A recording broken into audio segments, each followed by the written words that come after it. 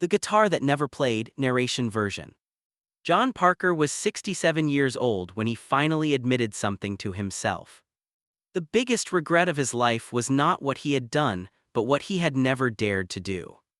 He lived in a quiet house in Ohio with his wife Linda. Every evening he would sit on the porch, rocking gently in his chair, sipping coffee while the sun slipped below the horizon. Neighbors often thought he looked peaceful, but if you looked closely into his eyes you could see it, a shadow of longing, a whisper of regret. That regret was a guitar. When John was 18 in the late 1960s, music filled the air everywhere. The Beatles were on the radio, Bob Dylan's voice echoed through the streets, and every young man seemed to dream of a guitar in his hands.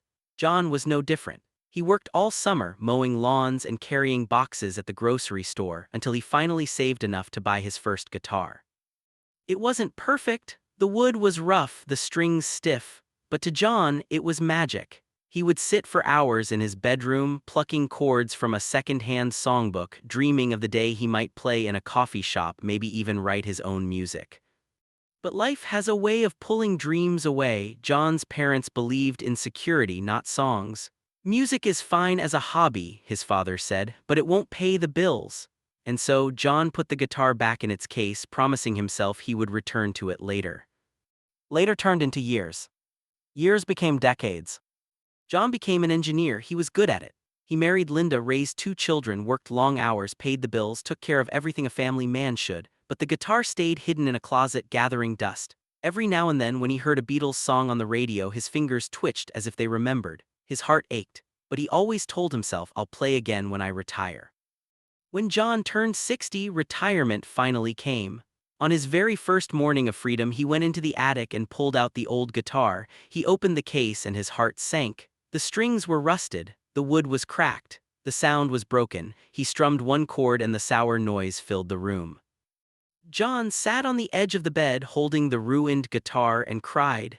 He wasn't crying for the instrument. He was crying for the young man who had once dreamed of playing, the man who had grown old without ever giving himself the chance. Linda, his wife, walked in and saw him. She put her hand gently on his shoulder and said, "John, it's not too late, buy a new guitar, start now." Her words lit a spark inside him. The next week, John walked into a music store and bought a brand new guitar. This one gleamed with polished wood and shining strings. It felt alive in his hands. Learning at 60 was not the same as learning at 18. His fingers were stiff, his memory slower, and sometimes he grew frustrated. "Maybe I'm too old for this," he muttered more than once.